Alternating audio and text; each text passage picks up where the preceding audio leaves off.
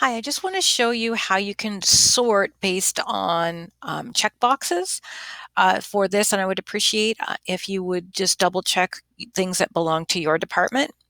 So I am going to select all of these columns here, and you just want to make sure you get um, A through S in this particular sheet.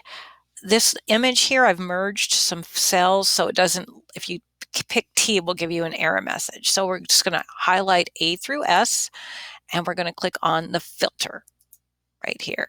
And so now you can see that in each column you have like a little filter with just half. So if you are, for example, the math department, you want to just see what things that you are clicked as math is using. So if you click the filter, then you're going to get rid of anything that's blank.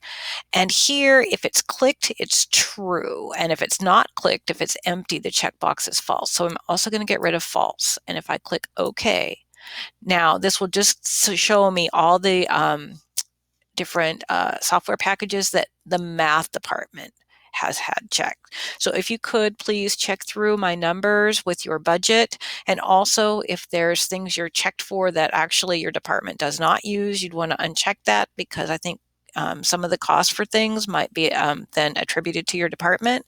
And that's just a really quick way for you to check and make sure that I have all the appropriate information. So hopefully that is helpful to you.